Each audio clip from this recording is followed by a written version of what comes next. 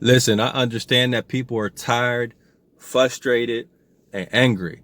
Like, we already been dealing with this whole virus situation for the last 2 months. People have lost businesses, people have lost their jobs.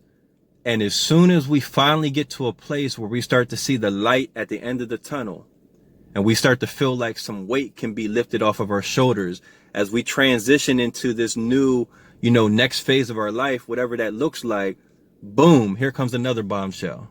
And so now, as we're coming out of this and we're still dealing with that heaviness, now we're dealing with, watching another cop kill a man out of evilness.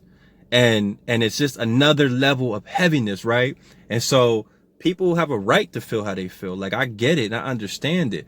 But at the end of the day, I feel like I needed to come on here today and remind people, like, listen, I understand that there's evil people and evil situations, but please don't be tricked, or please don't forget that the media's job is to get us to just focus on just the evilness that's taking place. And if we just focus on all the evil stuff, we'll forget about all the good stuff. We'll forget about all the good people.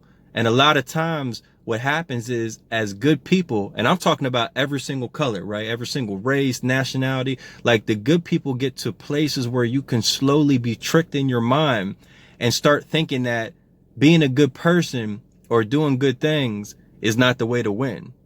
And I want to encourage you and remind you to let you know that no matter what it looks like, no matter how we feel about it, no matter what people are saying about it, like, you can never lose by doing the right thing. You can never lose by being a good person. Like, at the end of the day, even when I think about Martin Luther King, like, he wasn't celebrated way back then like he's celebrated today as we honor him. Because back then he was looked at as a guy who was like kind of shot out. They were like, man, listen, why are you letting people get away with it? Why do you keep turning your head? Why do you keep, saying we got to do the peaceful thing and we can't fight back fire with fire? Like, he wasn't understood back then the way that he's understood and celebrated today. And so what am I saying? I'm saying to not get tired of doing the right thing, to not get tired of being a good person. Like, continue to be the good person that you are. Continue to have the good character, the good morals, continue to set the example, continue to be a person in your community, in your house, and in your everyday life, right? That doesn't allow the actions of an evil person or an evil situation change who you are. Because at the end of the day, regardless of what people are saying, regardless of how people are feeling, like, you're never going to be able to put out a fire by adding another fire on top of it. Like, you always got to do the opposite. You always got to come in and add something that's going to take it away. Now, am I saying not to stand up? No, I'm not saying that. Am I saying not to speak out? No, I'm not saying that. Like, I believe that you should stand up. You should speak out.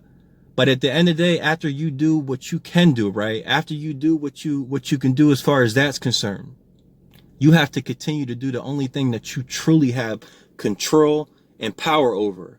And that is your life. That is you as an individual. Like, you being the good person that you need to be. Because remember this, do not be overcome by evil things that we see, but overcome them evil things by continuing to do good things.